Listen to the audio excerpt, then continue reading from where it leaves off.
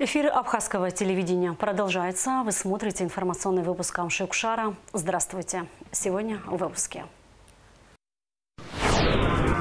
Исполняющий обязанности президента Бадра Гунба провел совещание по вопросу заготовки и реализации цитрусовых плодов урожая этого года. Дети из Курской области, отдыхавшие в Абхазии, отбыли домой.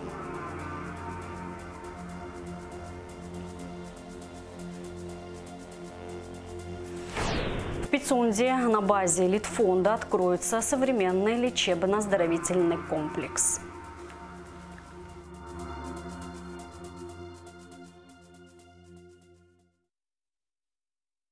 Исполняющий обязанности президента Абхазии Бадра Гунба провел совещание по вопросу электроснабжения республики. В нем приняли участие исполняющий обязанности премьер-министра Валерий Бганба, руководитель администрации президента Бесалом Кварчи, секретарь Совета безопасности Рауль Лолуа, исполняющий обязанности вице-премьеров Джансух Нанба и Владимир Делба, генеральный директор РУП Черноморэнерго Тимур Джинджоли. На совещании было отмечено, что ситуация с обеспечением электроэнергии близка к критической. Оплаченные объемы поставок электроэнергии из Российской Федерации частично покроют дефицит до конца четверга. В этой связи для аккумулирования финансовых средств необходимо будет пересмотреть часть бюджетных расходов, включая применение санкций против должников юридических лиц. Исполняющему обязанности вице-премьера министру финансов Владимиру Делба поручено изыскать необходимые средства для организации перетока электроэнергии из Российской Федерации в предстоящую неделю.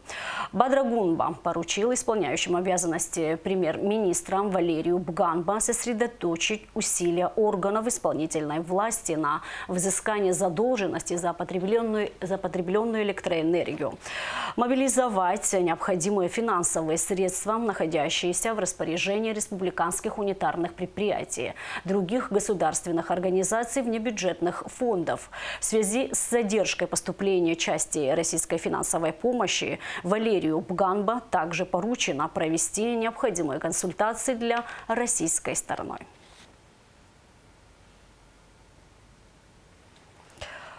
Вопрос заготовки и реализации цитрусовых плодов урожая этого года обсудил Бадра Гунба на совещании с участием исполняющего обязанности премьер-министра Валерия Бганба, руководителя администрации президента Бесалома Кварчи, исполняющих обязанности министров сельского хозяйства и внутренних дел, руководителей Государственного таможенного комитета, госстандарта, карантинной инспекции, пограничной службы. К этой теме мы еще вернемся чуть позже. Сюжет готовится к выпуску. МИД Абхазии обращает внимание гостей и туристов, посещающих или планирующих посетить Абхазию, а также крупных туристических компаний и онлайн-ресурсы на то, что ситуация в республике полностью стабильна и спокойна. Об этом говорится в заявлении внешнеполитического ведомства. Обстановка в стране спокойная. Органы государственной власти осуществляют свои функции в штатном режиме, подчеркивает в Министерстве иностранных дел. В связи с вышеуказанным МИД Абхазии сообщает, что никаких оснований для беспокойства или рисков для безопасности граждан, прибывающих в Абхазию, на отдых нет. В марте следующего года в Пицунском пансионате Литфонд планирует ввести в эксплуатацию лечебно-оздоровительный комплекс. Отдыхающие здесь туристы и местные жители смогут воспользоваться широким спектром услуг от косметологии до диагностики и лечения. Гугу Цавардани расскажет детали. Бальнеологические и термальные ванны, бассейны с подогревом, магнитно-резонансная и компьютерная томография, рентген, кабинеты кардиолога, педиатра, стоматолога, офтальмолога, хирурга появятся в строящемся на территории Пицунского Литфонда лечебно-оздоровительного корпуса. На том месте, где мы сейчас находимся, ранее находился спортивный зал небольшого размера. С учетом посещения наших отдыхающих было решено снести с ведома Кабинета министров и Госкоимущества и построить новое. Новое здание мы построили в семейном корпусе в цокольном помещении. Можно там посмотреть. А здесь вот, вы видите уже, значит, на стадии сдачи объекта медицинский центр. На объекте будет создано около 100 рабочих мест. В основном это специалисты разных сфер в области здоровья. В лечебном корпусе будут представлены услуги квалифицированных врачей и высокотехнологичное медицинское оборудование. Этот корпус не только для посетителей пансионата Литфонда, но и для всех жителей Абхазии. То есть могут здесь провести различные процедуры, то есть лечение иммунологического плана, а также провести различные приемы с врачами. То есть здесь будут работать врачи, в основном будут наши врачи, то есть, но которые заканчивали вузы на территории Российской Федерации.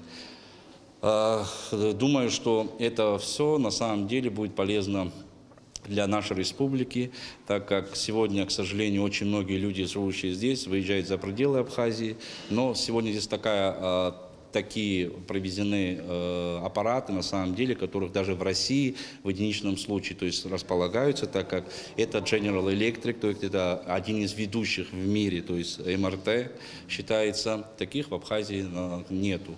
Да и в Краснодарском крае всего 2 штуки. Строительство лечебно-оздоровительного корпуса началось в июне 2022 года. Общая площадь 4500 квадратов. В корпусе также будут созданы условия для обслуживания людей с ограниченными возможностями здоровья. То есть человек, прошедший сюда на коляске, он, если отдыхает, допустим, здесь на территории пансионата, то он соединяется переходом с семейным корпусом, человек попадает сюда, а также и попадает в бассейн. То есть вот такое здесь, они соединяются в семейный корпус и соединяется этот корпус с бассейном. Лечебно-оздоровительный корпус за раз сможет принимать более 200 человек. Заказчиком объекта является руководство пансионата Литфонд. Работы выполняет компания КДК Development. Заказчиком данного лечебно-оздоровительного комплекса является Литфонд во главе генерального директора Абицба Анатолия Снатовича. Все, что вы здесь видите, делается за средства Росатома, по инвестпрограмме Росатома. Лечебно-оздоровительный корпус планирует ввести в эксплуатацию в марте следующего года. Гугут Савардания, Лаура Капш и Налгвинджа. Абхазское телевидение. 18 ребят в сопровождении родителей из пострадавших от украинских военных формирований районов Курского приграничья прошли реабилитацию в Абхазии. За 2 недели пребывания в республике ребята посетили достопримечательности, ознакомились с культурой и традициями нашего народа. В добрый путь их проводил глава МЧС Абхазии Лев Квициня. Он пожелал им мирного неба над головой, подчеркнув, что победа не за горами. Мирного неба, я думаю, что не за горами победа, так что все будет нормально. Всегда мы вас рады видеть. Так что огромный привет курскому народу, курской земле. Немножко терпения, и я думаю, что все будет нормально. Спасибо вам. Большое спасибо вам, вашему руководству, вашей стране за поддержку нашей тоже страны в такой ситуации. Большое-большое спасибо за теплый прием. Дети довольны, счастливые, с морем впечатлений, с Абхазией познакомились. И дай бог мы еще приедем. Спасибо. Спикер парламента Лаша Ашуба возглавил новую республиканскую общественную организацию «Народная сила». Учредительное собрание, посвященное созданию организации, прошло в среду 27 ноября, где был утвержден устав и избран руководитель. Организация создана с целью активизации потенциала граждан Абхазии, развития дружбы и сотрудничества с гражданами других стран, а также для поддержания идей и инициатив, способствующих укреплению государственности и национального единства. Представители Абхазии приняли участие в 4-м конгрессе молодых ученых в Сириусе. Республику представляют специалисты из Академии Абхазии, из Академии наук Абхазии, АГУ, члены Совета молодых ученых при президенте. 4-й конгресс молодых ученых продлится до 29 ноября. В его работе примут участие свыше 7000 человек из 40 стран. Наркотическое средство в крупном размере изъято у жителя города Гал. Далее оперативная съемка МВД. Наркотическое средство в крупном размере изъято у жителя города Гал Закарая Резу Ипполитовича. Запрещенное вещество гражданин Закарая хранил по месту своего проживания. На момент обследования жилища сотрудниками ОУР Галского РОВД в спальной комнате на кровати россыпью на полиэтиленовом пакете было обнаружено наркотическое средство каннабис, то есть марихуана, что установлено в результате проведенного исследования в экспертно-криминалистическом центре МВД Республики Абхазия. Резу Закарая вменяется преступление, предусмотренное частью 2 статьей 223 Уголовного кодекса Республики Абхазия. На время предварительного следствия подозреваемый заключен под стражу сроком на 2 месяца. Расследование проводит следственная группа отдела внутренних дел по Галскому району. Дамейкар Халава стал победителем 4-го всероссийского турнира по вольной борьбе среди юношей и девушек, проходившего с 22 по 24 ноября в Санкт-Петербурге. Соревнования собрали 645 спортсменов из 92 городов и районов России, а также Казахстана и Абхазии. В весовой категории 48 килограмм Дамейкар Халава продемонстрировал выдающиеся навыки и одержал победу, став чемпионом турнира. Он тренируется под руководством наставников Игоря Бирая и Мираба Хашба. А сейчас прогноз погоды. По сообщению Гидромедцентра, в четверг, 27 ноября, на территории Абхазии ожидается облачная погода с прояснениями. Ночью и до полудня дождь, в горах снег. Температура воздуха ночью +1, +6, днем +6, 11. Температура морской воды +16 градусов.